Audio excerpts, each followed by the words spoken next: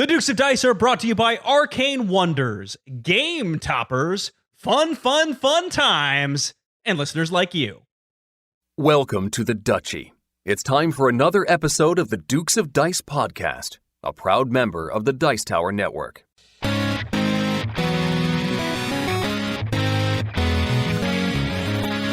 Coming to you from the Duchy of the Duke City, Albuquerque, New Mexico, and the Gateway City, St. Louis, Missouri, it's the Dukes of Dice, a podcast about board, card, and occasionally role-playing games. Today, Sean jumps in with Mariah to review Pendulum from Stonemaier Games. Then the Dukes take a look back at the review of Gugong in their Dukes Double Take. And now, the Dukes of Dice.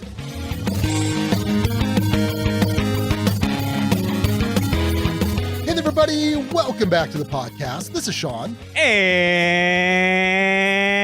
Alex. And you're joining us for episode 234, No Time Like the Present. No Time Like the Present. That title suggestion thanks to Steve O'Rourke. What's his nickname, Alex? The Name Father. The Name Father. Why does he have that nickname, Alex? Because he names a lot of episodes. Boy, howdy does he. So, of course, we're talking about Pendulum, which is a real-time based game. We're also talking about Gugong, where gift giving is kind of an underlying theme to the game. So no time like the present. Little pun there for present as in right now versus gift. So and like present for also we're here and doing this show. Well, sure. Why not? So we actually get help naming all of our episodes over on our Board Game Geek Guild. We're guild number 2008. We have some runners up for the episode title suggestions, which we'll give you at the end of the episode. But I got to say, Alex. Yeah. Are we rallying the Duchy? Can we rally the Duchy? Let's rally the Duchy, because I do know that listeners are down right now, which I'm assuming is mostly pandemic. I know I'm consuming a lot less media because I'm in the car a lot less frequently. And so we've also seen kind of a bit of a dying off on our guild. Before every episode, we do the On Deck, Dukes on Deck, where we tell you what we're going to be reviewing, the double take. That's where people jump into the name suggestions and also contributing to discussion about the games. So I would encourage you, if you are a listener and either you haven't been on the guild in a while, go check in. If you've never been on the guild, by all means, check it out. It's a great place, Alex, a fantastic place. Wouldn't you say? If you like the puzzle of naming episodes, sorry, I'm having a beer. It's very good. Oh, good. Yeah, it's a citywide pale ale. I'm enjoying it quite a lot. I also did a brutal CrossFit workout, which maybe we'll talk about in the Dukes of Diet. I don't know. Anyway, yeah, you should come and join the guild because there's fun conversations and fun people. And you can try and be the new Name Father. That Name Father's been around for way too long.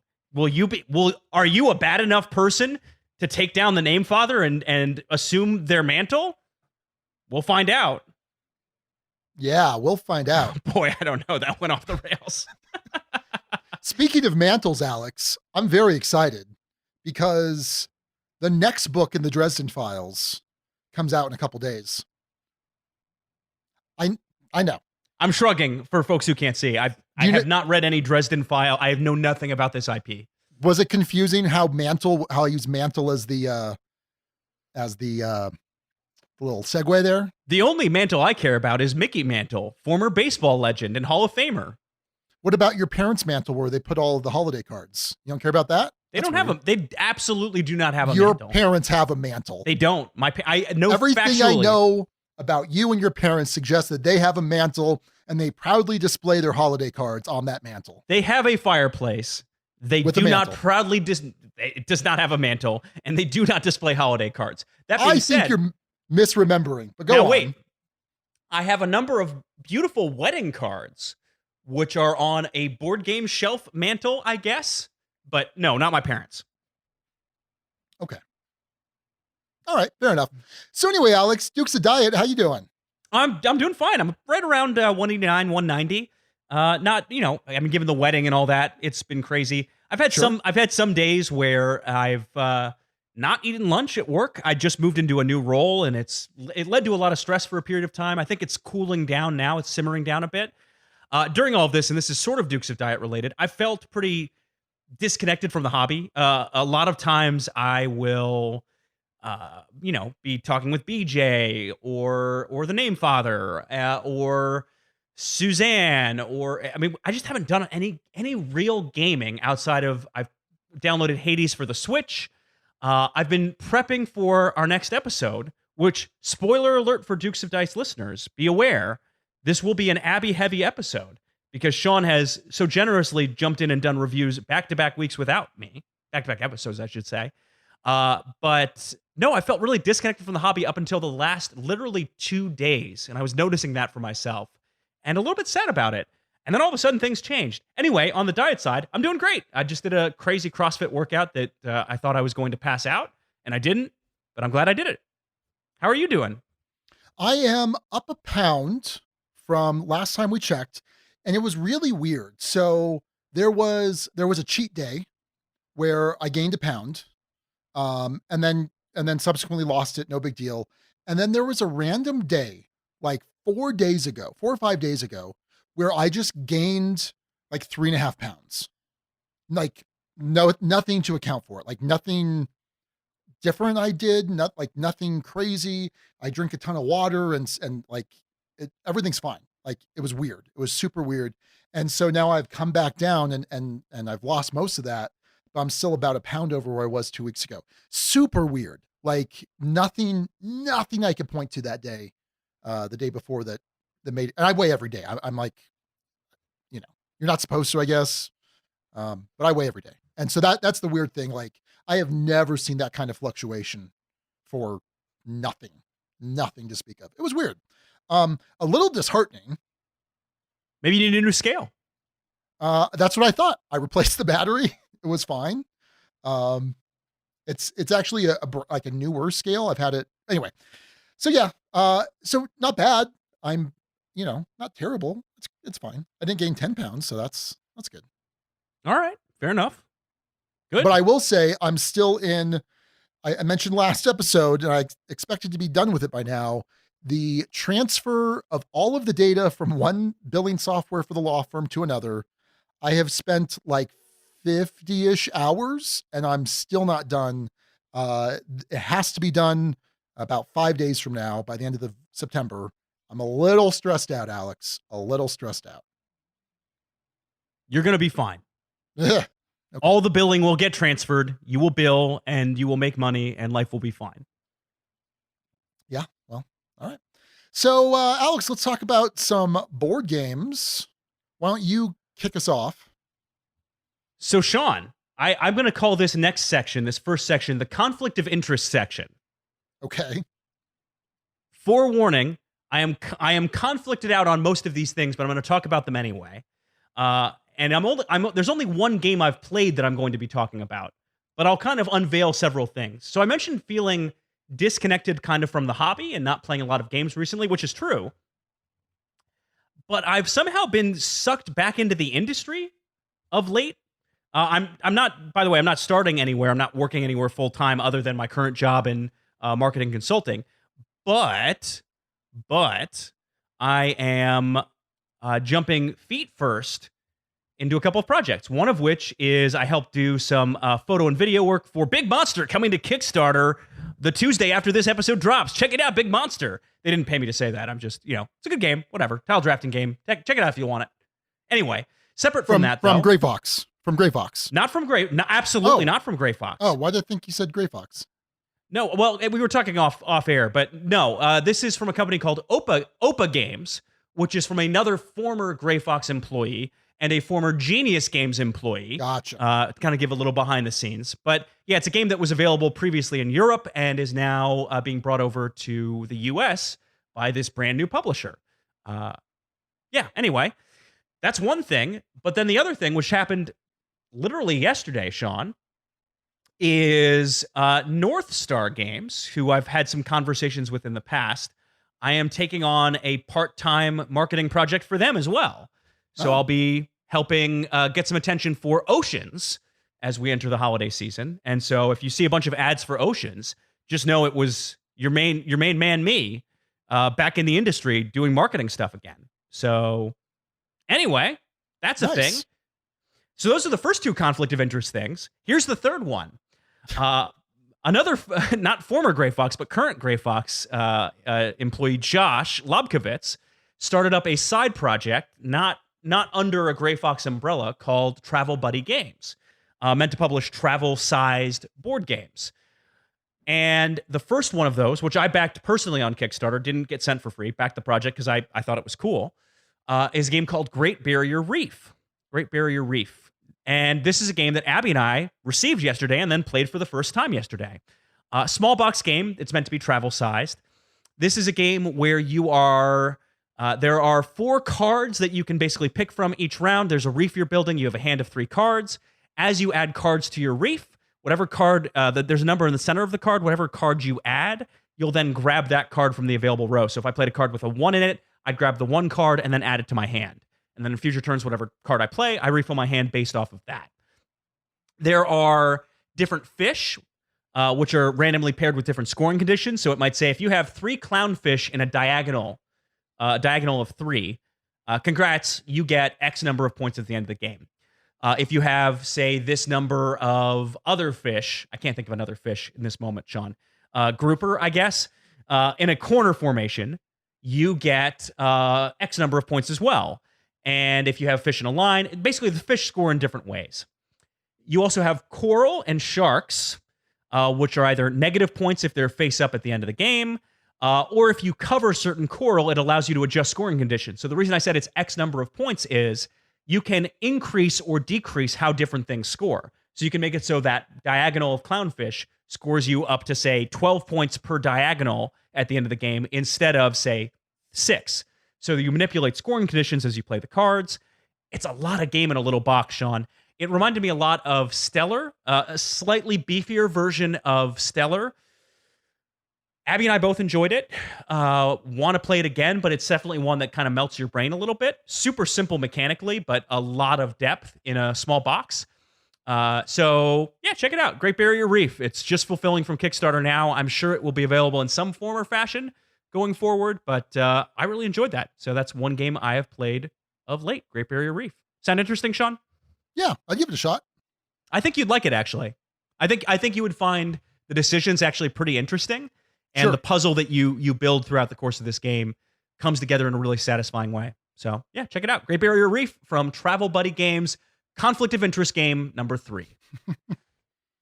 So, Alex, kind of like you, there hasn't been a whole lot of game playing. Obviously, I've been getting plays in of Pendulum, but aside from that, not a whole lot. Some things that I have been doing, I have been organizing magic cards. I have been upgrading some commander decks to play with nobody, really, but that's okay. And then Chewy and I started building snap ships. Have you ever heard of snap ships, Alex? I have not. They just came out like a month ago. They are these modular spaceships. There are these cubes, and you just kind of snap them together. They're kind of like Legos, but they're a little bit bigger. They're a little bit beefier. And we've just been having a blast with them. And so they come in little kits like you would get, for Legos, but you can also do kit bashing. There's some videos on YouTube. It shows you how to like combine different sets it's really cool. There's also a, what's it called? Enhanced, what's it called when you got on your phone, like Pokemon Go, an enhanced reality, Augmented reality. Augmented reality. There we go. There's also an augmented reality aspect to it too that you can do. It's okay, but building the ships has been really fun, and we've been having fun with that. So that's what we've been spending some time doing. As far as a new game, I do have one new game to talk about, and that is Tekhenu. Do you remember when Jeremy Howard was on the show a month or two back, and he talked about Tekhenu? I do. Have you seen Tekhenu? I've heard of it. I haven't played it. I'm sorry, I'm eating sweet potato fries that Abby, my wife, has brought out during this. I have seen it, and I'm familiar with it. I know it's same designers as Teotihuacan, same publisher, right?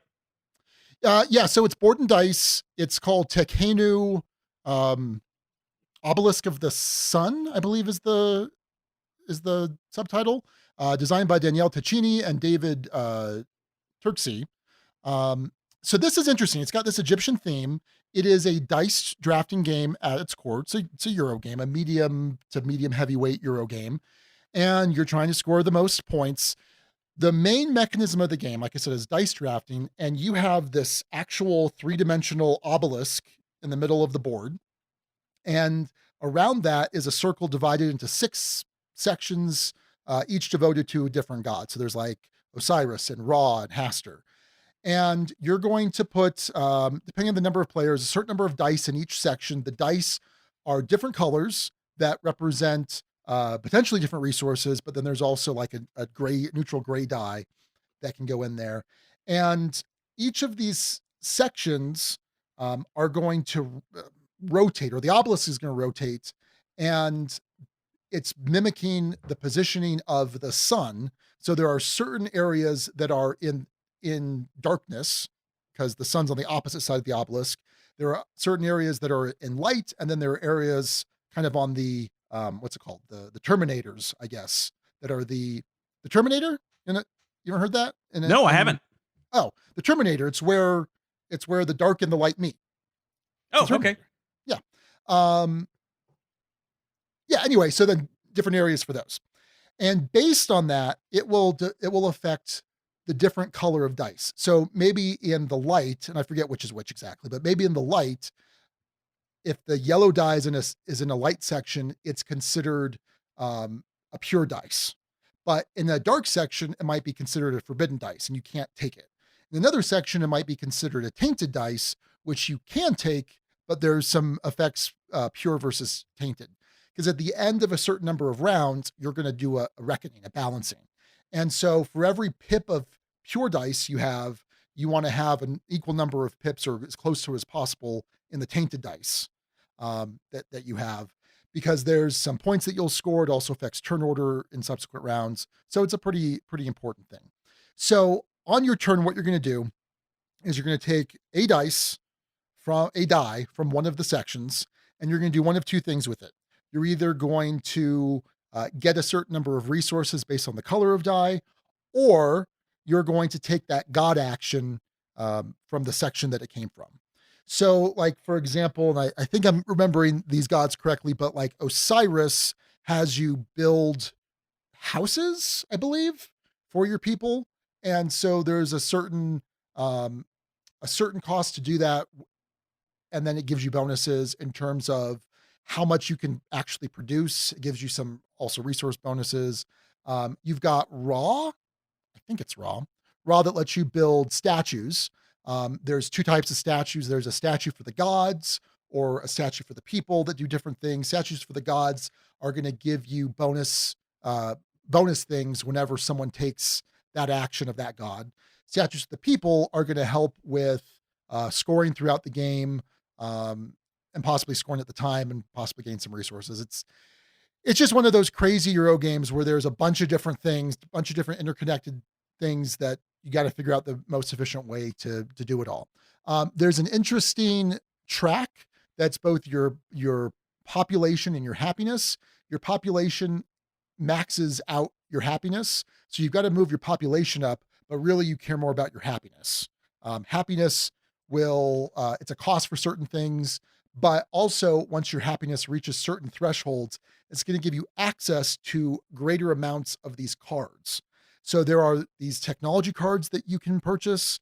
There are these instant effect cards, and then there are these endgame scoring cards that you can purchase. And again, the farther your happiness has advanced on the track, the more of these cards you have access to. I played this game with 2 players, Raquel and I, last weekend or the weekend before, I think. And it's okay at 2.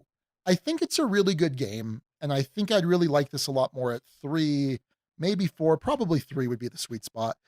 2 wasn't super interesting, and I murdered Raquel. Like it was brutal, and it was because I focused, get you a little bit of everything to a certain extent, but I had a ton of cards that I was able to purchase, and made sure I was able to do that to the extent that she had 1 game-ending scoring card and I had 4. So pretty significant. It's an interesting game. I like the production value on it a lot. I like the theme, although it's, it's not like a super immersive thematic game. But as far as a kind of a dry Euro goes, it's got a bit of a theme. So I liked it, and I don't think I like it as much as say Zolkin or Teotihuacan, but it was good. But I just don't know that Raquel and I are going to play it at 2 players. So it's a situation where it's probably a 5, but I don't know that I would keep it, which is weird. Weird. I mean, your standards have, in fairness, you've gotten rid of some 5s before. Oh yeah. And I say that because it's going to be at Empire. It's going to be available at Empire, where I'm more likely to play it with 3 or 4 players. It just, as a 2-player game, wasn't great. At that count. I still think it's, like I said, it's a 5, more than likely. So yeah, that is Tekhenu, Obelisk of the Sun. So my first section, Sean. Oh, actually, let me take a step back, because I had some interesting thoughts when you were talking about this that were unrelated to the game. You mentioned the name Osiris, and Abby and I have long joked that our not yet conceived future child we will call Osiris Goldsmith, just as an FYI. My thought process was with Chewie, 10 years from now. All right, it's 10 years from now. Chewie is a surly teenager. Is one of the main reasons that she's upset with you the name? Like, is there a realization at some point that, like, why am I Chewie? Like, what is going on? Like, what were you thinking? Dad? God. I hope not. I don't think so. 10 years from now. When she's in school, she's Eliza. She goes by Eliza in school. When she when she was in school. Do you think she'll find it weird in 10 years? Like teenager Eliza / Chewie? No, I don't think so. I mean, I think it'll be second nature. Like my mom, my mom goes by her middle name amongst the family. Like, so it's weird whenever I hear someone call her by her first name, because it's weird. So I don't know. She's not, I don't know. It's not a big deal.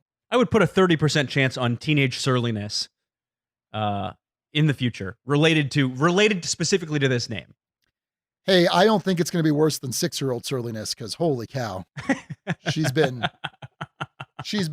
one sassy lady recently. Fair enough. All right. Moving on. From the conflict of interest block to the, hey, I backed this on Kickstarter block. I backed not 1 but 2 games on Kickstarter this past week, Sean.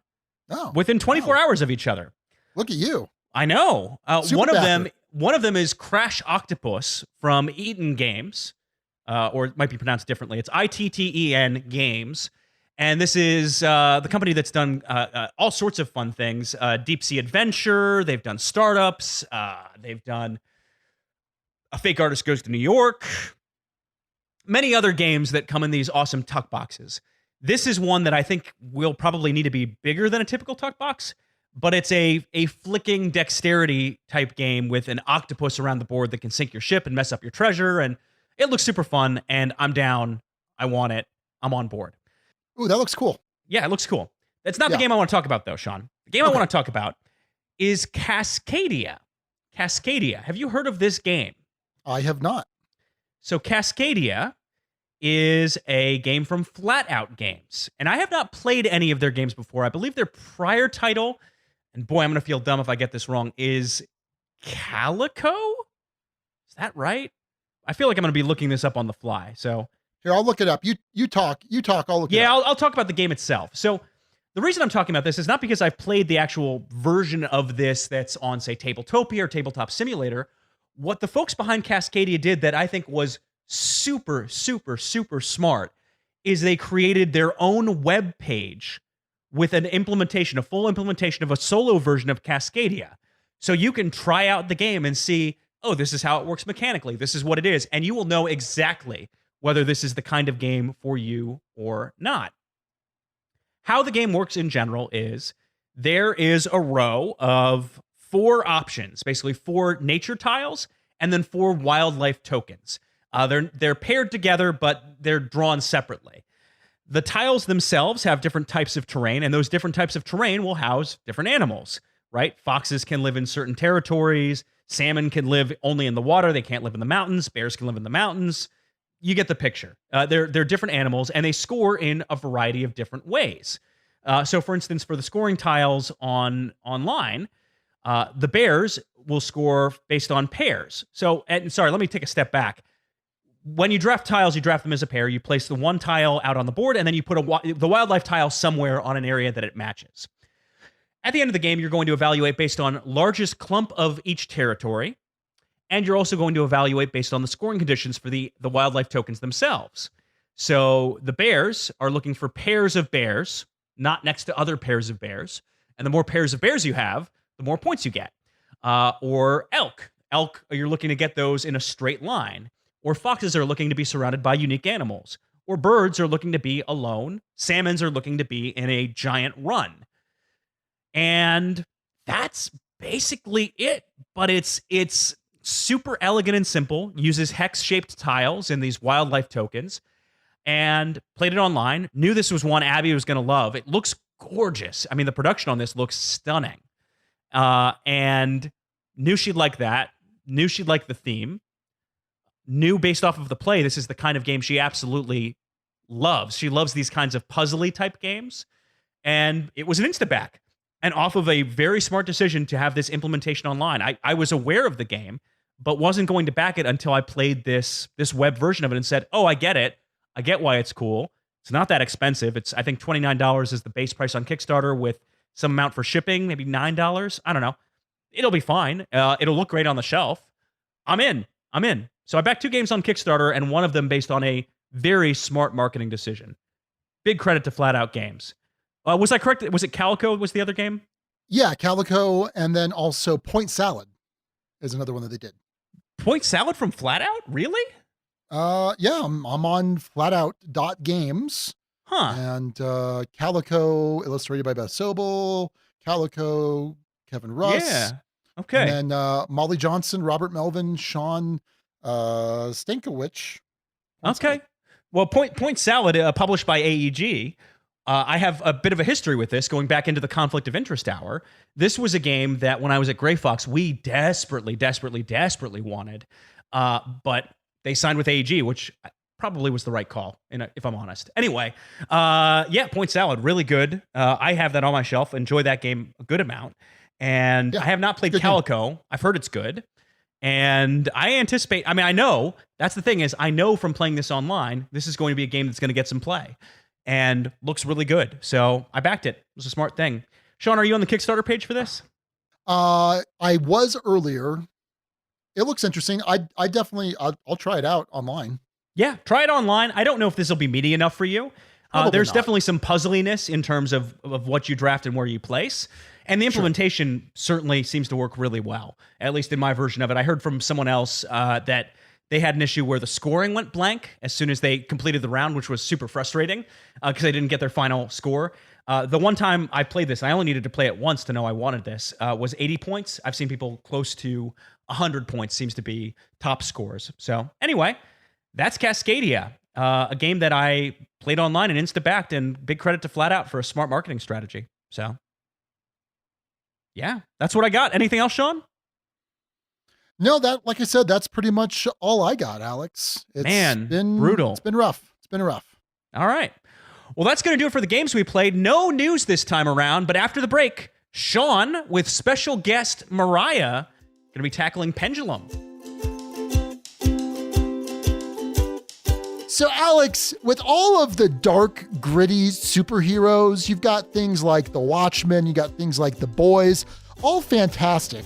But isn't it nice sometimes to just kind of snuggle into that nice, comfy blanket of superheroes are good guys and everything's, black and white, there's no gray? Wouldn't it be nice to just kind of live in that world where heroes can be heroes sometimes? I sure do love my non-morally questionable hero, Sean. So, Alex, have you ever played a game called Sentinels of the Multiverse? I have played Sentinels of the Multiverse multiple times, both on the table and in app form. Well, there is a brand new game coming out in the Sentinels comics world called Freedom 5. from our friends over at Arcane Wonders. Do you know anything about this game, Alex? Because I sure don't. I do, Sean. It's a cooperative strategy game in which 1 to 5 heroes race to protect the city from an onslaught of villainy. You can face standalone challenges or adventure through a series of campaign comics where you'll gain rewards and new threats every single session.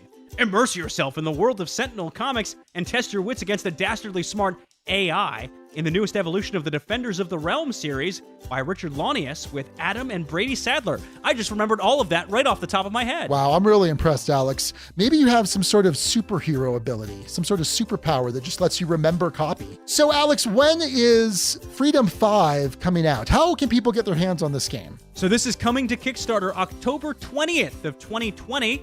And here's the thing, Sean. If you pledge early, if you go to freedom5game.com, freedomfivegame.com, you can sign up for a free holofoil ability card set.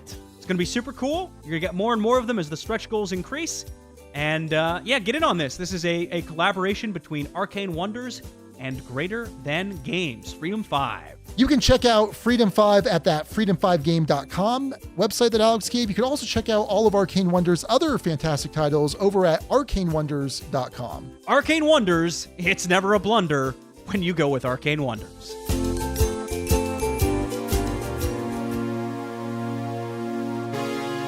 Well, Sean, in these tricky times, our friends at Game Toppers want to let folks know that they're still open for business. They're still doing what they can to provide some at-home gaming goodness to help people upgrade their gaming experience while they're trapped at home. So Late Pledge Manager is open on Game Toppers. They have a lot of great bundles on their website, some of which might sell out, so check it out before it gets too late. Also, mats are going to be able to be shipped out relatively soon, so if that's something you've been looking for, hey, great. Thanks to Game Toppers for supporting the podcast and for supporting gamers looking to upgrade their gaming experience. So go visit them at GameToppersLLC.com. Time. It's always just slipping away, just out of your grasp, not something you can get a firm hold on. Pendulum is a game that plays around with time in a way that, well, it hasn't really been done quite this way before. But does this unique mishmash of mechanics turn out to be something that's actually really good and fun? Or has time run out for this game from Stonemaier? We'll tell you.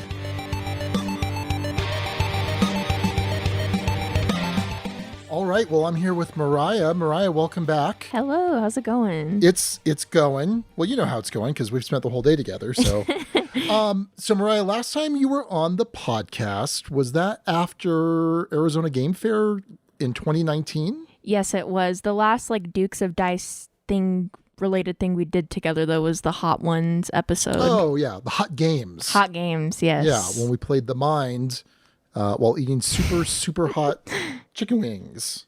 Fun. Yeah. So thanks for helping us out today talking about Pendulum since Alex can't do it. Yeah, I'm really excited. I'm taking your spot, Alex. Boom. So Pendulum is a new game designed by Travis Jones with art by Robert Leask. It is published by Stonemaier Games, and that's part of the reason why Alex isn't reviewing it, because of his friendship with Jamie. He doesn't feel comfortable reviewing these games. I should also point out that this was a review copy, just for full disclosure there.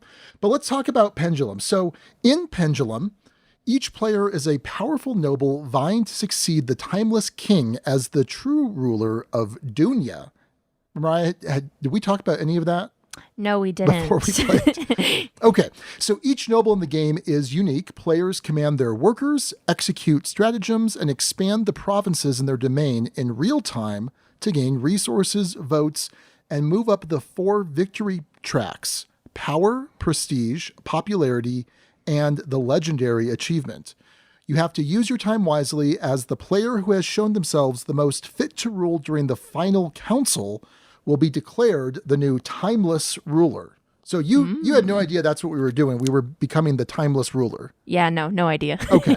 So yeah, I will say the rulebook of Pendulum does have this, the front page of it kind of just talks about the theme of the game, which we'll talk about later on in the review.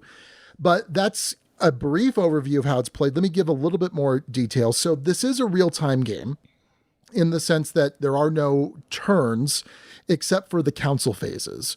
And you're playing over the course of 4 rounds, each round culminating in that council phase. But the individual rounds themselves are about 12 minutes of real time, can be a little bit longer. And so at its heart, it is a worker placement game where you're placing out workers, later resolving actions with them. And the ultimate goal is to move up in these 4 tracks. So that power, prestige, popularity, it's a red track, a blue track, and then a yellow track. And then there's the 4th one, and it's technically a track, although you only move 1 space. So the others, it might be like 10, 12 spaces, and it's variable depending on which character you have. But ultimately, this last legendary achievement, you just have to move it 1 space once during the game. So at the end of the game, whoever has reached these parchment areas, which is a certain threshold for all 4 tracks, is going to be the winner. If multiple people have reached the threshold for all 4 tracks, then it's kind of whoever has gone the farthest past. And there's some other tiebreakers if no one's reached that, but not super important at this point. Now, what's really interesting here is how you are placing your workers and resolving your workers. So you start the game with 2 workers, a regular worker and a grande worker. Throughout the course of the game, you can get another grande worker, and then you can have another regular worker or possibly a 3rd regular worker, but you can't have more than 4 workers total, regardless of what the makeup component is. So where are you placing on the board? Well, there are 3 different areas. There's the purple area, there's the green area, and there's the black area. And each one of them is governed by its own sand timer. The purple sand timer is 3 minutes. Is that right? Is it 3 minutes? What does it say there on the board? 3 minutes. 3 minutes, right. That's right. Because then the green sand timer is 2 minutes and the black sand timer is 45 seconds. And so in each of these areas, there are 2 rows of action spaces. There's a top row and a bottom row. And each of those is composed of 2 spots in a row for both the purple and the green area. And then I believe 4? Yeah, 4 in the black area. So the timer for each of those areas is going to basically be in line with one of those rows. When the sand timer is in line with one of those rows, you cannot place workers on the action spots in that row, but you can place it in the other row of that particular area. Now, once the sand runs out, anybody can just do this, can pick it up, flip it, and move it to the other row. Once you have workers in a row where the sand timer is, you can then resolve those workers. They slide down to the reward spot, but you don't pull them back at this point because here's the basic rule. You can never place or pull a worker from a row where the sand timer is, but you can resolve it when the sand timer is there. So you'll go ahead and do any resolutions you want. All of the black spaces are free to resolve. All of the other spaces in the green and purple areas are $2 to resolve. I'm sorry. That's not true about the black area. There's 1 space to get new territories that cost 4 military. Right. All right. So you're going to be doing that. You're going to be placing your workers out. You're also going to be playing stratagem cards from your hand. You start with 4 stratagem cards. And if you're using all of the basic characters, I think they're all the same. And then on the flip side, you can use the more advanced characters and they have their different stratagem decks. But these are little effects you can have. You can play them whenever you want. It's a free action. It happens in real time. And so it might give you extra resources, or it might give you, if you pay a certain amount, an extra worker. It's really cool. And at one point in the game, you can choose to pick up all of these played cards for a cost. The base cost is 5 culture. So let's talk about the resources real quick. There are 3 main resources. There is military, there is culture, and gold. And then also there are votes, which is a quasi resource, but it's not interchangeable with some of the others. All right, so that's what a lot of these action spaces are doing. They're giving you different amounts of resources, or they're giving you votes. Some of them are going to be triggering your production. So on your player mat, you have 4 production spaces, a yellow, a blue, a red, and a brown production space. And on your player mat, These are going to give you certain things. So the yellow space is going to give you some gold. The blue space is going to give you culture. The red space is going to give you military. And then usually the brown space is going to give you a bump on that power track. So one of the actions you can take is to get one of the territories from the board. There are these square territory cards that have all around them additional production icons that you're going to tuck under your board in the corresponding spot. So on one side of the card, or one edge of the card, it's a yellow, another edge it's blue, red, so on. And so when you take that card, you'll choose how you rotate it, where, and that determines where it's going to go. And in the future, whenever you take a production for that particular color, it's going to produce all of the things that are on the mat and tucked under it, which is pretty interesting. Also, for the most part, most of your moving along tracks might be coming from the worker placement spots on the board. So fairly typical in terms of you're getting resources to turn into other resources to get some sort of engine building going on, ultimately trying to move these tracks up. Okay. Now, at the end of a round, once the purple timer has moved 3 times, essentially, you're going to kind of wrap up the turn. It doesn't end immediately. You can continue playing if you have things to do, but there will be no more flipping of timers. Once that's completed, everyone agrees, okay, let's go to the council. When you go to the council, you're going to see who has the most votes accumulated.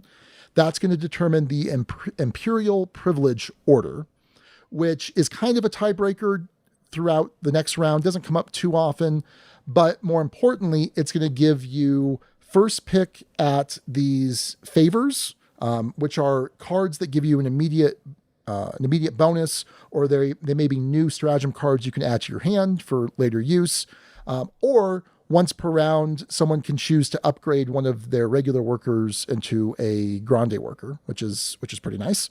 Additionally, the higher you up are in that imperial privilege, you're going to get additional bumps on victory point tracks of your choice. So if you come first, if you have the most votes, you're going to get to advance 2 tracks of your choice. If you come in second, you're going to get 1 and nothing beyond that. So you're going to continue doing this. You'll reset after the council phase, another full round of real time, approximately 12 minutes, and do that 4 times, and whoever has advanced the most is the winner of Pendulum. All right, well, I think that's kind of a basic rules overview. So Mariah, before you played Pendulum, had you ever heard of Pendulum?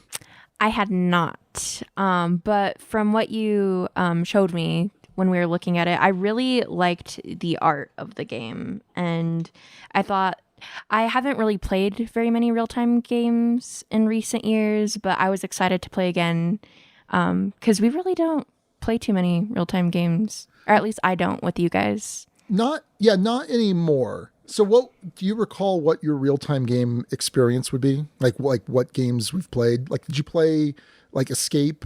And yeah, I played Escape, and then there was a dice game that we played before. I forget what it was called, but we were just like constantly rolling dice until... Wasn't that Escape? Was it Escape? I don't know. Yeah. Maybe. Okay.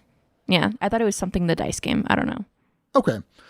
Well, my expectations of Pendulum, of course, it's a Stonemaier game, and Stonemaier is one of my favorite publishers. Scythe is one of my favorite games. Raquel and I played Viticulture a couple weeks back. Love Viticulture. So I always have high hopes for Stonemaier games and high expectations, and I think that kind of coincides with I'm willing to be more critical because I have such high expectations of Stonemaier as a company. And so I heard that this was a real-time Euro game, and that piqued my interest. I did play a game called Time and Space. I don't think you ever played it. We played it a long time ago, maybe even before the podcast. I know Alex has played it, or maybe it was earlier in the podcast.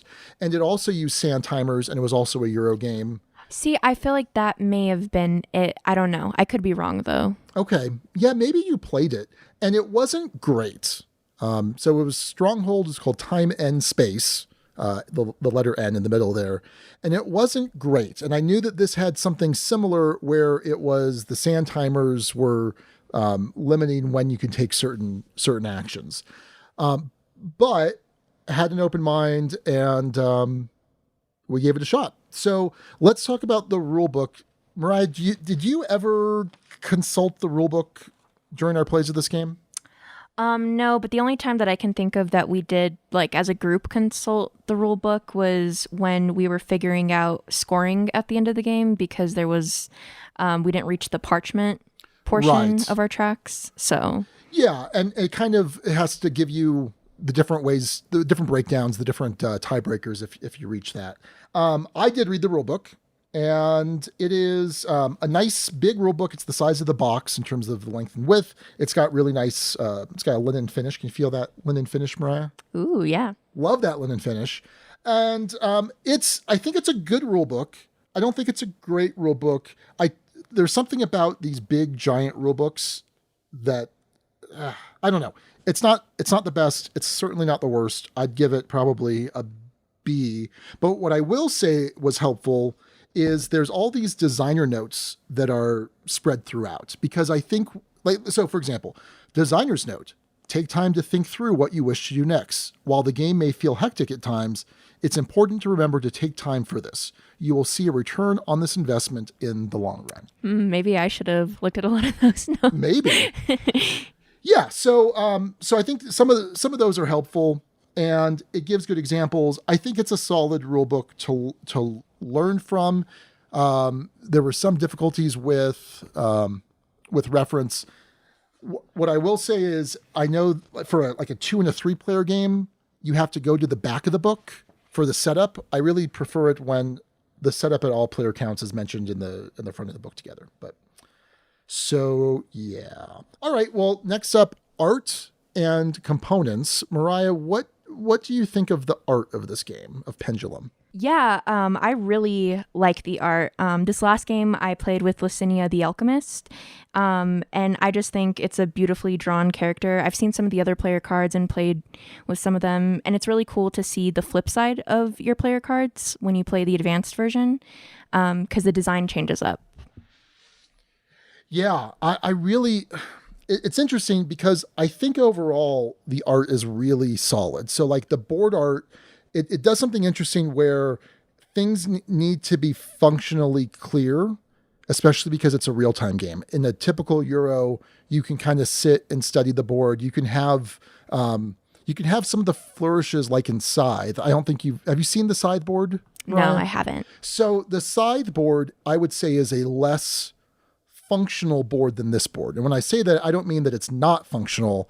I just mean there's a little bit more artistic license with certain things. Here, because it's real time, I think it's a little bit of a cleaner and crisper look, and it doesn't have as much character to it, but I think that's kind of necessary here. No, I agree. And especially because you can get really anxious in real-time games and you're trying to go as fast as you can and just put your resources where they need to go. And I found that really easy with this board. So yeah. The only one criticism I think I have of the art are the territory cards, which expand your production areas. Again, I think it comes down to function was paramount here. Basically, the art is sort of a one-tone, like certain cards are like green tinted and blue tinted and red tinted. And I know that when you're looking at one of these territory cards, you're trying to evaluate what are the color production boxes on each edge of the card. And so I think more color than that might become distracting. yeah, and that's something that I noticed the first game, and it was kind of hard for me. It just like trying to comprehend these different like banner cards, and at first I was like, wait, because this is blue, does that mean I can only put it in my blue banner space? But I mean, after eventual gameplay, you do see more so the banner abilities. Yeah. So let's talk about production. And I think that this will, one of our biggest criticisms will come here. Let me talk first about the player mat quality. So Stonemaier made a decision here. Stonemaier, who had, with Scythe, has the double layered board where there's inserts for the different cubes and the different player pieces, so that you're not gonna knock things around. Here, Stonemaier went with a textured board where it's almost like a very fine sandpaper, same as they did in why can't I remember the name of that game? That's the Civ game that we reviewed. I can't remember what it was called. Wow. I'll figure it out. But these mats are designed to reduce things flying around. Like if it was like a gloss finish or even a matte finish, things might still move around because you've got these tracks that you really can't move around. But for a real-time game where there is a little bit of frantic energy, I almost would have preferred having the insets so that things couldn't get knocked around, because things got knocked around here and there. I understand there's increased production costs. I understand there's additional costs to replace, for replacements and things like that. I don't know. I get it. I think it would have benefited. What do you think of these player mats, Mariah? Well, personally, I didn't find issue with that on like the bottom half of the board, but in regards to like your scoring track, I think it would have been helpful to not have things knocked around because you're so frantic. Right. But yeah, I don't know. I didn't really think about that. Yeah. By the way, the name of the game I was thinking of was Tapestry. As far as the rest of the components, so there was an interesting choice here to go with plastic pieces, plastic resources. A lot of times in Euro games, we'll see wooden. And do you have a preference, wooden or plastic? No, not particularly. No, why do you? I think so. I think I prefer wood, especially if it's like a fantasy type game. If it's sci-fi, I'm okay with plastic. In no way is this a deal breaker. In no way does this affect like my final score of the game. Just a little nitpicky thing because, hey, that's what we do. Also, a ton of cards come in this game, because there's the smaller cards that you use for your stratagems, really good quality. There's the cards for the Atoma, the solo play. These are all really nice linen finish cards. I think overall it has a very high production quality. Yeah, I would agree. And where I think we had a problem was with one of the sand timers. So first off, the sand timers are kind of interesting. They have, on the top and bottom, they have this little like gem cap, I guess is how you would describe it. And I'm not sure why they went with that. And so in other words, the top and the bottom are tapered. So it's a smaller surface.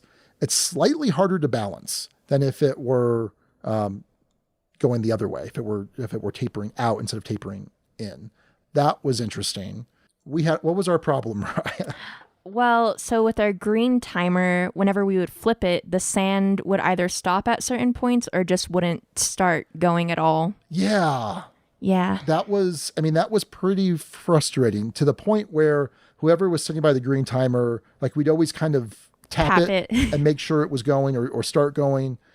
And that's a problem for this type of game. And I'm sure that there's probably been similar issues. I don't think it's necessarily widespread.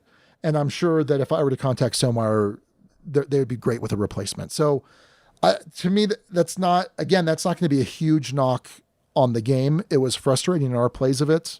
And for me, I kind of tried to see past that, knowing that I know Stonemaier will fix that. Like if it were a question of, the company saying, well, sorry, tough, why don't you use something else? That would be unfortunate.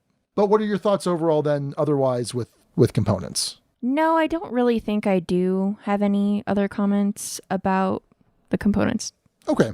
So let's get then into the heart of the review, the gameplay. So, okay, real-time game, right? Real-time Euro game. Is that something that you enjoyed? Did you enjoy the real-time aspect? Not particularly, and especially when you have a Screamin' Chewy. Yeah. Just because it makes me really anxious. But there is a version that we'll talk about that I do like more with this game. Sure. So let's talk real quick about our play experiences. So we played this a total of 3 times. Mm-hmm. This is our quarantine caveat. It plays up to 5. The most we played it with was 3. And so we played it at 2 twice. We played it at 3 once. I was hoping to get a solo play in, but things have been too crazy.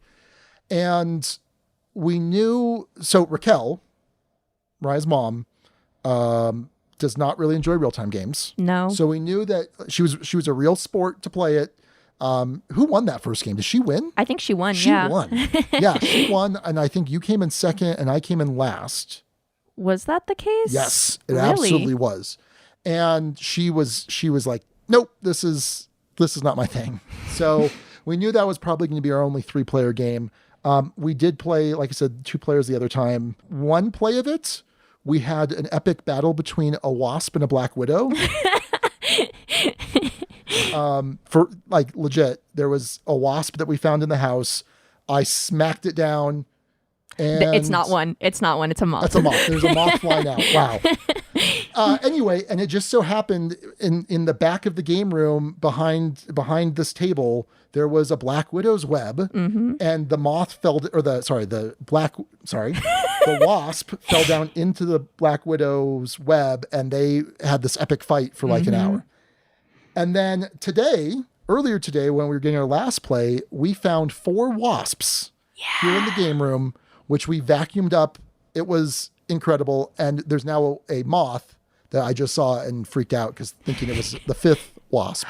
Well, and did you tell them where you found the first wasp? On the back of your neck? Oh, that's right. Yeah, the first wasp, I felt something in the back of my neck, grabbed it off the back of my neck, threw it on the ground, and I'm like, oh, dang, that's a wasp. So no one was injured, but it was some weird play experiences to say the least. So hopefully that provides some context beyond just how many times we played and how many players we had. There was also a scary wasp-filled. Yeah, we're going to have to get to the bottom of that because no. Yeah. It's definitely weird. Okay. So Mariah, in the real-time game, because like you alluded to, there's a non-real-time version of this that you can play. But in the real-time game, what were some of the things that you found interesting or challenging or whatever? Well, I really just like seeing directionally where you can go, especially in the advanced or experienced player card. I really do like taking advantage of my banners. And that's something that I learned to appreciate more the more we played. Something that I can recommend is pay attention to your yellow track because I often neglected that. But yeah, no, I really liked, The production? Yeah. So for me, someone that really enjoys engine building, that's what that production track is. And you're allowed to have no more than 2 cards, two territory cards at the end of a council phase. You can have more than that before the council phase, but you'll have to discard at the end of the council phase. And what you'll see too is like some characters will have abilities that will let you keep more of those cards. And also, I think, did you already mention the council phase cards that you can get? Just in the rules explanation, but not now. Yeah. But yeah, there's abilities that you can get through the game that can extend those opportunities. Yeah, I think what's interesting is the underlying mechanics are really simple and straightforward. And obviously the real time adds kind of a crazy element to that. And then in addition, especially if you're playing with the advanced sides of the characters, and 2 of our games, our first game was with the basic characters, second and third games were with the advanced characters, things really kind of stand out for them. And then the more that you're taking these council reward cards, again, whether it's an immediate one-time effect or whether it's an additional stratagem card, can really open up the strategies that you use to ultimately move these tracks up, because that's what it's all about. And so it's always kind of difficult to figure out when do I want to focus on moving these tracks. You can either do a little bit here and there, or maybe you're trying to set up some sort of engine early on and then pour it on heavy at the end. And I think that's something that I always struggle with, is knowing when to stop building an engine and when to start scoring points. Well, and I think in general too, like at least for me in my first gameplay of any game, I really struggle with like figuring out the mechanics of a game, and I caught on to this one pretty easy, and especially it being a real-time game. So that was kind of impressive to me. So it's interesting because this isn't a real-time game in the sense that you're necessarily racing against the clock to achieve something. You're waiting for the timers to flip. And I don't think I mentioned the rules overview, but the worker placement rules, they're not totally exclusive. So like in the purple and the green areas, if you place one of your regular workers, or sorry, if anyone's placed a worker there, you cannot place there unless you're placing a grande worker. In the black spots, anybody can go there. There's no restrictions whatsoever. So there's some exclusivity, but not a ton. Enough that it's frustrating sometimes, and enough a good frustrating, and enough that you do care about your grande workers. But I think what's really interesting here, like I said, you're not racing against the clock to do something for the most part.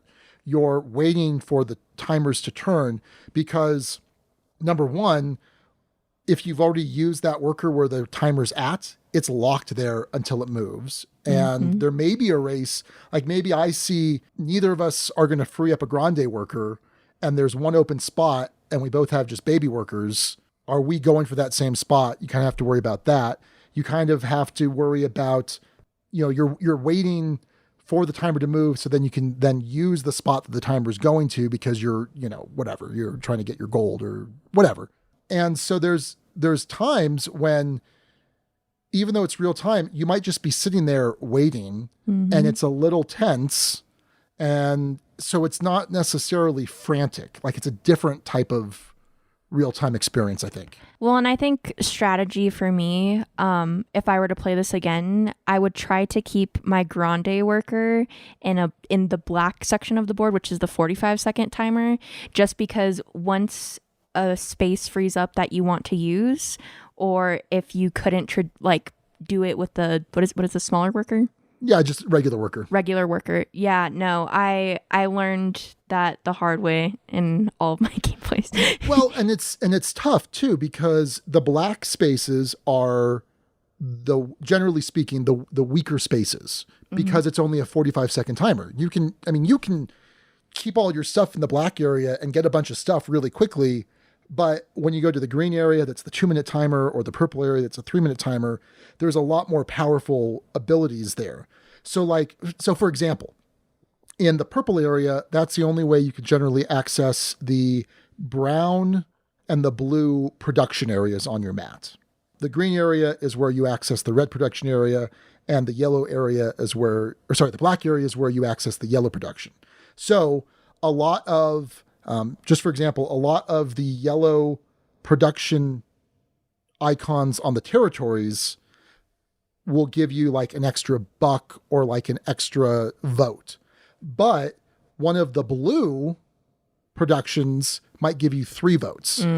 So it gives you a lot more, but it's harder to get those blue activations in the purple area. I know we're just kind of shouting colors out at you. And so it's interesting. You have to weigh that because it's like, great, I just got this awesome purple area action, but now my grande worker is locked there for 3 minutes. And that can be challenging. There are some ways around that though, right? Because there are some stratagem cards where you can remove a worker that's locked down basically, which is nice. Yeah. And I think I took advantage of that a lot because I really didn't think out my turns ahead of time sometimes. So I kind of had to use those and spend the cost of my stratagem cards to get my workers back. And that's the thing too. These stratagem cards, some of them are really powerful and some of them are just little incremental advantage, but your ability to play them one time and then pay a certain cost to pick them up is really cool. And it really lets you create some interesting combos. So let's talk about the non-real-time way to play this game. There is, let me find it here. There is this timer track that has 3, 4, 5, 6, 7, 8, 9, 10, 11. Basically 11 turns on this track. And when you say go, you place a marker on the first area and it says flip the black, green, and purple timers. Well, you're not really flipping them because you're not using the sand timer aspect or the timing aspect of the game. Instead, you're still just moving the timer itself from either the top row or the bottom row and its color. So like the first flip, everything moves. Black, green, purple, everything moves. And you're then going to play in real time still, but you're not waiting for the sand to run out. You're still doing things without turns. You're still trying to beat people to certain areas, but the sand's not counting. Then when everyone's like, okay, I'm good, either everything's locked up or you've decided you don't want to move anything else, then you go to the next spot, and then that says flip the black timer, just the black timer. So the black timer goes to the next row. Once everyone's done, flip the black again, because think about it, black is only supposed to represent 45 seconds, and then the next time you're only going to flip the green timer. So it's pretty interesting. Finally, at a halfway point, the purple and the black are flipping, and then at the very end, the black, the green, and the purple are all flipping again. So it's this kind of strange hybrid where it's still real time as far as placing your workers and resolving your workers. There's no taking turns, but there's a little bit of consistency as far as the timers all lining up, right? Because in the regular version of this game, everything doesn't always line up neatly, and it doesn't have to. So for example, if let's say I have nobody in the black area, and both like you and Mom have workers in the black area, and neither one of you have noticed that the timer has stopped and can be flipped and moved, I'm under no obligation to do that. And I can just sit there. Or let's say that the timers run out and you have someone that you haven't resolved their action. I can be a big jerk and move it. And now that other worker, they're free to do whatever they want, but you kind of lost out on an activation. And so for the most part, stuff like that isn't happening in this version of the game. No, and I was always very nice because I didn't realize that I didn't have to tell people about those timers. I was like, oh, Sean, the timer ran out over there. And he's like, you don't have to tell me that. But yeah, no. And what I would like to say is it doesn't lose excitement with this track either, because I mean it's still frustrating when you don't have that grande worker, or you don't have that worker available because it's on a timer space. Yeah, I found it way easier for me to plan out my turns, and if I were to play again, I would want to play that version of the game. Yeah, so do you envision giving this two different scores, one score for the full real time and one score for the hybrid version? Yeah, I think that would be a really good idea. Okay, fair enough. So anything else you could think about in terms of gameplay, things that you found interesting or challenging? Anything you liked or didn't like? Well, what I did find interesting is the black worker that gets introduced. Was it just during 2-player gameplay? Oh, so yeah, in a 2-player game, you take one of the other workers. There's dummy spots that they occupy to make it a little more difficult for you in 2 players. Yeah, and during council phase, that worker automatically has 3 votes in its favor. So if you don't reach that amount of votes by the time council phase comes around, it gets really interesting and kind of frustrating, especially when there's a tie. If you're ahead in the space for council phase and there's a tie, then you would get put back 1 notch and the person who tied with you would go ahead. Yeah. Yeah. We didn't talk about end game. What's nice is at the end of the game, there are these 5 or 6. I forget how many it is. I think it's 6. These 6 end game scoring that are going to basically move up your tracks a certain number. Like there's one that gives you just 1 bump in each track. There's one that lets you spend resources. Like if you haven't moved up. Oh, no, we didn't talk about. If you haven't moved up your legendary achievement, you can pay to do that. So yeah, we totally forgot to mention that legendary achievement track. There are basically the 2 ways to do it. One is at the end of the game, if you get that one particular card. The other way is through completing these achievements. There are achievement cards that come out once per round, and they want you to have like 6 military, 5 culture, and 3 votes, or something like that. And when you have that, you then place a marker on it of your color showing I've achieved this. You don't have to spend the things that you have. You just have to have them. And you can then get the whatever resources are printed on the bottom, or you can get this little cool silver metal marker that moves your legendary achievement track the one time. Yeah. And so you have to watch that, because I think your second game, you didn't move. I didn't at all. And everyone just kept beating me to it. Well, and if you don't move your achievement, you are completely out of the running. Like, yeah, even if other people haven't reached the thresholds, but they have moved up their legendary achievement, you're completely out of the running. One thing that's kind of interesting, and I don't think this was an issue in any of our plays, but it's hard to keep track of what everyone else is doing and make sure that they're doing it correctly. Yep. So there were like a couple times where people would place in wrong areas, like they're occupied or it broke the worker placement rule for the grande, non-grande, etc. I don't think that happened a lot, but that is something to kind of worry about in this type of real-time game, because you can't make sure someone isn't getting things wrong. Yeah, and that kind of makes me really nervous personally, just because I don't want to accidentally be a cheater. Right. Yeah, so that was pretty complex, and I found that more complex with the dummy, grande, and regular workers. Like, sometimes I'd put my worker in a space and I'd be like, oh, nope, can't do that because it's a small worker. I need a grande worker. So yeah, no. So last major category is theme. And I mentioned that there's this whole backstory that's this world called Dunya. And there was this god, and he found this mortal, or he or she, I can't remember, found this mortal man who became the timeless king, and then the timeless king vanished, and now we're all vying for control. And then, like, the characters, so there's Tekhenu the tyrant, who's this dragon, and all these nobles are vying for control of Dunya. And it's interesting because they have different tracks, or different like levels of tracks than the others. Like, for example, Tekhenu the tyrant, he needs more popularity than anything else, I think. Or is it prestige? No, I think it's blue is the prestige and yellow is popularity. He needs more prestige than anyone else. Prestige is like recognition from the nobles.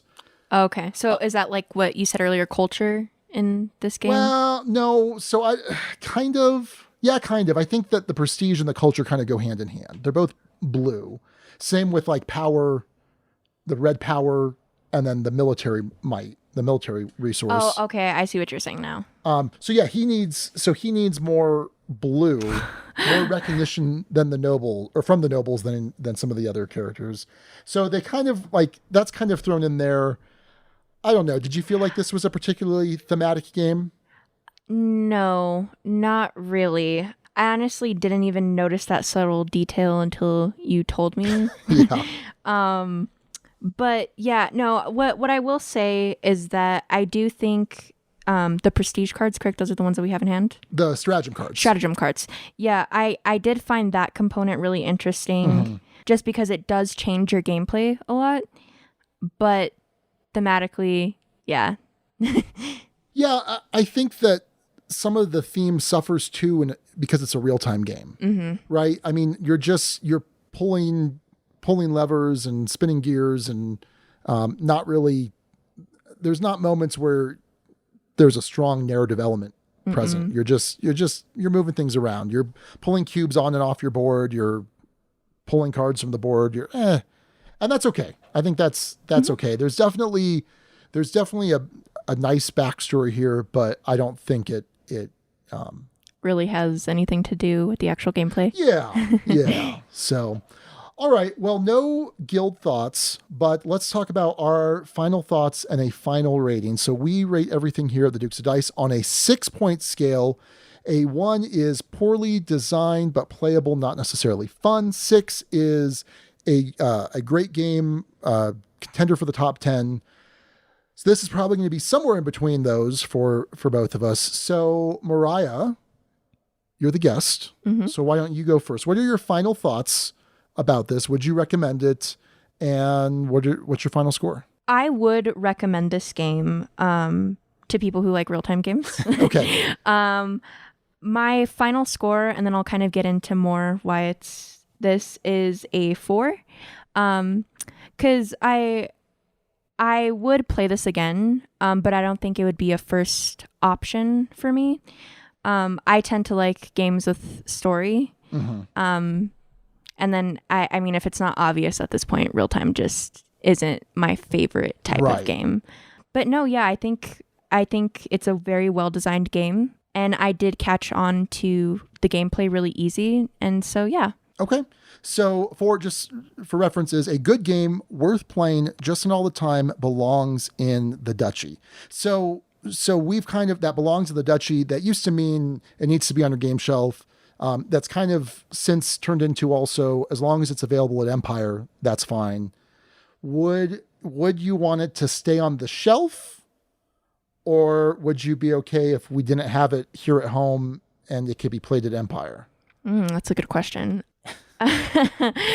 I think I know that I wouldn't grab for this game, and I've been playing games more lately, but this wouldn't be my first choice. So I think playing at the Duchy, or not the Duchy, Empire. Okay. Playing at Empire would be more practical. Like if we were trying to get a gameplay of something in while waiting for other players, I think this would be a good option. But in regards to having it on the shelves at home. So like, for example, we've played Puerto Rico a couple times in the last month or two.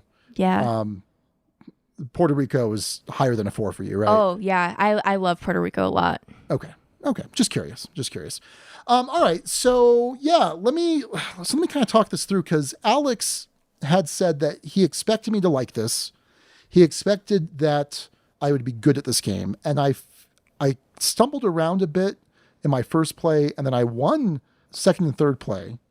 And I definitely felt like I was getting better at this game the more plays of it I had. Yeah. And so I do like this game. My big concern is, who am I going to play this with? Because Mom doesn't like this. Raquel doesn't like this. I know that this, again, wouldn't be your first choice, even if we did the non-full real-time variant. And to be honest, I think if I had to choose, I would want to play full real-time. I think. Because that makes it more fair, kind of in regards to... No, for me, it makes it more interesting, because there is a certain simplicity to the underlying mechanics that I think the real time kind of adds a bit of a twist. Like if this were a turn-based Euro game, this would be terrible. Yeah. It would be super terrible. Yeah, hands down. So again, okay, there's not really going to be anyone I can play it with here. People at Empire. Well, I think Matthew would absolutely hate this game. I think Nick would like this well enough. I think Eugene would not like this. I don't think there's enough. Yeah, Eugene wouldn't like this. I think Matt Walker would probably be okay with it. I think Rory would love this, but I could never count on Rory to play correctly without being monitored. So I just struggle with where I'm going to get plays of this in. And realizing that, I'm thinking to myself, man, I really should have played the solo Atoma version. Atoma? I always forget to say that. Because I think, yeah, I feel like that might be the only way that I get to play this going forward.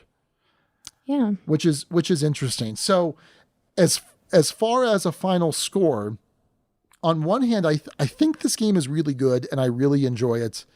And it's very different from most Euros out there, and it does a better job of a real-time Euro than, say, Time and Space did.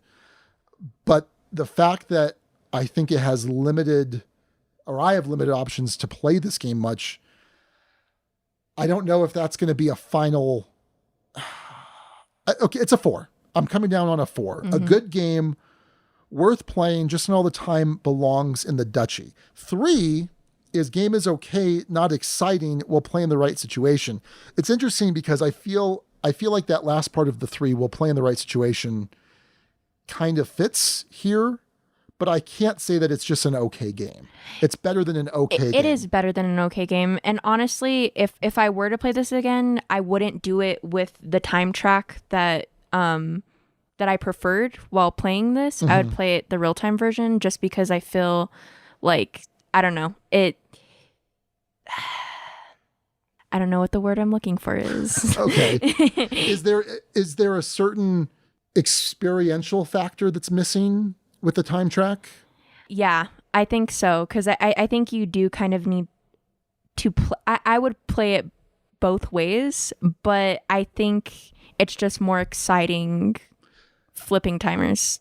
Yeah, and what I will say is they even recommend for your first time playing, play at least the first round with the time track. And then in rounds 2, 3, or 4, or whenever you're comfortable, you can then do the full time game. So maybe that would be something to consider when teaching the game. Yeah.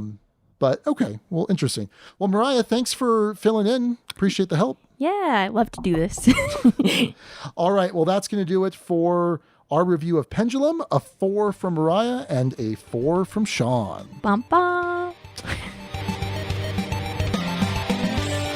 You are listening to the Dukes of Dice, proud members of the Dice Tower Network. For other great shows in the network, check out dicetowernetwork.com. Back to Alex and Sean for this week's Dukes Double Take. And I'm back. This week on the Dukes Double Take, we're taking a look back at episode 209, Hail Today, Gugong Tomorrow, where we reviewed TMG, former sponsor of the Dukes of Dice, speaking of conflicts of interest, game Gugong. Gugong, Sean. And Sean, at the time, you gave this one a 4, but you were on the fence. You said you thought it was a 5, but then you worried about staying power, ultimately settled on it on a 4 with this one, but said you were very excited to try the expansion. I gave this one a cautious 4. I said there wasn't a ton of negatives I could really say about the game, but on the scale of well-designed and fun, this was definitely on the well-designed end of the spectrum, and I just didn't have that great of a tabletop experience with it. I could tell it's well-designed, it seemed to be well put together, but I just didn't have fun with the game. So, Sean, have you played Gugong since? Yes, I played it once since, pretty close after the review. So it's been a while. It's been almost the full year. And I don't remember giving it a 4. I thought I had given it a 5. And so I'm like, huh. I also remember, and I'm looking here on Kickstarter because I thought I had backed the expansion. And now I'm not sure. So I'm checking it out. I'm assuming you have not played this since. No, it's a good assumption, and you're dead right. I haven't played this one since, Sean, and honestly, I think I mixed this one up with another TMG game that they don't play anything alike. But I, in thinking back on this game, genuinely forgot about it until I heard the reference to presents and gifts and remembered, oh yeah, it had these tracks and it had these. It was an interesting game and well-designed. I don't remember having a ton of fun with it, and I didn't come back to it. I just didn't come back to the game.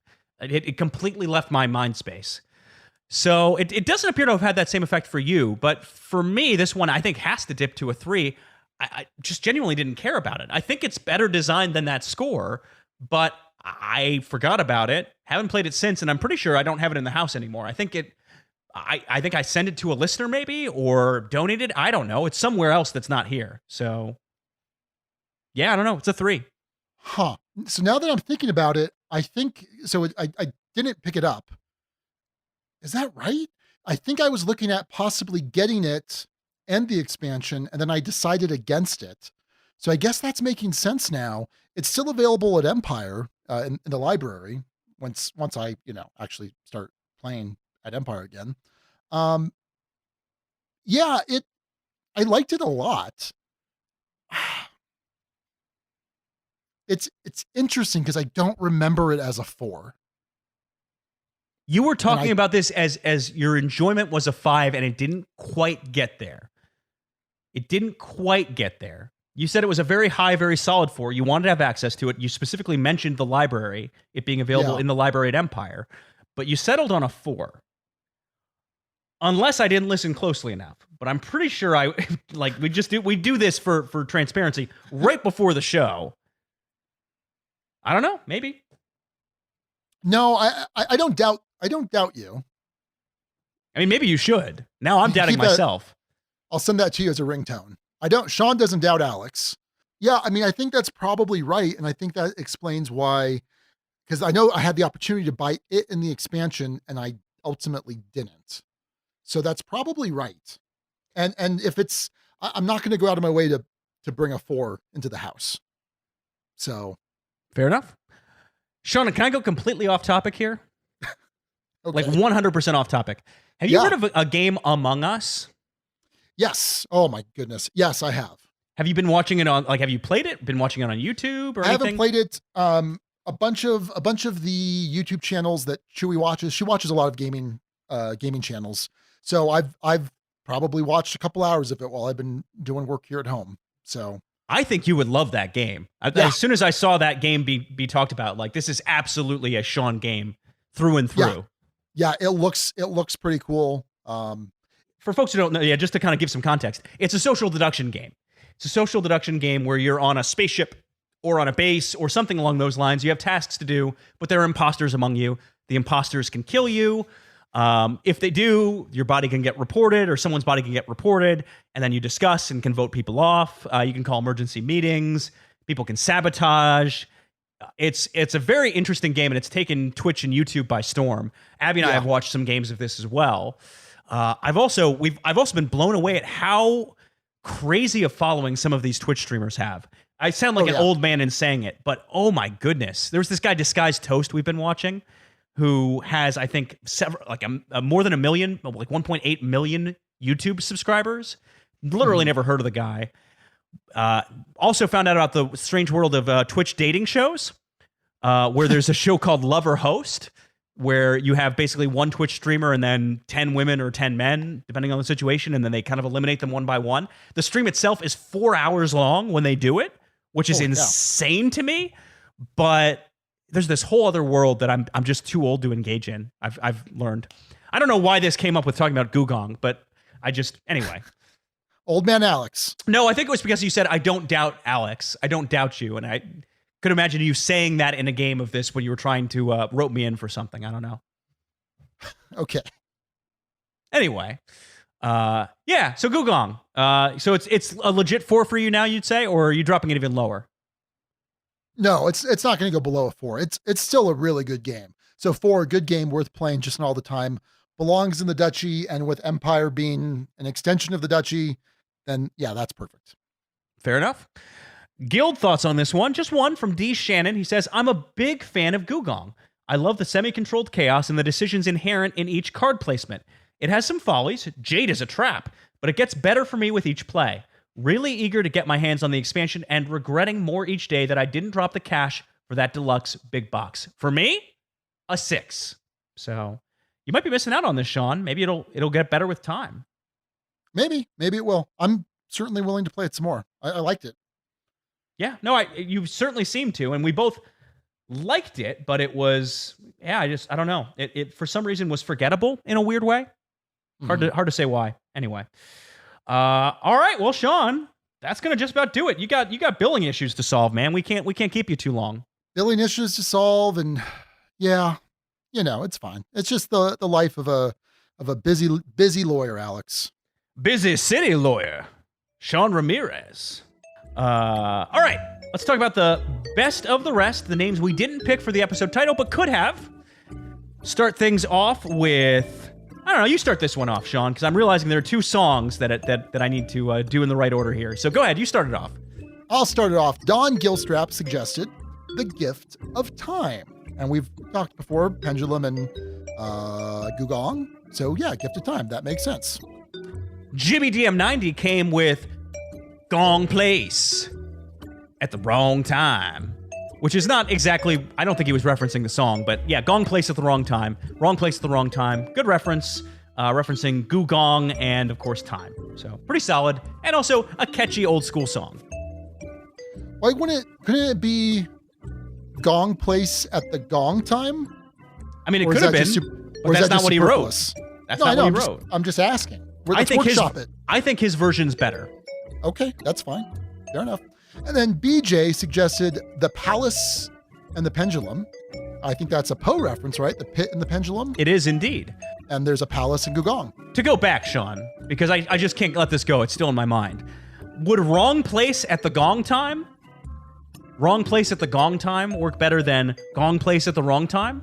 You see, I told you we got to workshop this. Yeah, Yeah, I think so. I think that was better. Yeah, wrong place Yeah, at the gong wrong time. place at the Well, gong time. GM, if you Jimmy DM90, if you'd done it that way, you might have won. I don't know. But too late now. Baker Mitchell with If I Could Turn Back Time. You gotta go lower. You gotta go lower. Go If lower. I could turn back time. Lower still. No, One more time. it's not just gonna lower. happen. Oh boy. If I could turn back time. Yep. Referencing that, of course, the double take and Gugong being in ancient China, as well as, of course, time with pendulum. And then Josh Ian Gurr suggested, like sands through the hourglass, ... That's what's that? Days of Our Lives, right? The soap Yes, opera? I think so. So I was probably in like 6th grade. And for some reason, I spent one summer saying, you know what I'm going to do? I'm going to like get into a soap opera for some reason. And it was Okay. that soap opera. I watched like 85% of the episodes that summer. Oh my goodness. It was Why? terrible. Why I did don't you do know. this? I don't know. In fairness, I did have a kick maybe before, like right when I was meeting Abby, where I would watch on just like binge watch Judge Judy episodes on YouTube. Oh, Yeah, I don't know That's why that weird. happened, but I learned a lot about the law that way, Sean. I feel like I could practice right now. you're no one to judge. All right, Judy, settle down. Okay, well that's gonna do it. Let's wrap this all these shenanigans up, Alex. So once again, thanks everyone for listening. This has been episode 234. No Time Like the President. Thanks again, Steve O'Rourke, the name father. Did you just say no time like the president? I don't think I did, but if I did, then that was a mistake. No Time Like the Present. It might have just been an internet glitch kind of coming across, but it sounded, I don't know, it was weird. Maybe it was, and maybe it wasn't. Maybe I said it correctly, Alex. We'll I don't never know. know. Until I listen back and edit it. So It will never be known. until next time, this is Sean. And also Alex. And Duke you later, everybody. Thank you so much for listening to the Dukes of Dice. Today's episode was recorded in the Duchy on September 24th, 2020. Our theme music is provided by Carbohydro M from his Prime Legacy album. The Dukes of Dice are a proud member of the Dice Tower Network. For other great board gaming podcasts, check out DicetowerNetwork.com. And for all the latest in the Duchy, go to DukesOfDice.com. Find us on Twitter at Dukes of Dice. Join in conversations on our Board Game Geek Guild. Find us on Facebook and subscribe to our YouTube channel. Thanks to our sponsors, Arcane Wonders and Game Toppers LLC. You can learn more about Arcane Wonders' fine titles at ArcaneWonders.com and learn all you need to know about Game Toppers at GameToppersLLC.com. We'll see you back here in 2 weeks. Until then, game on!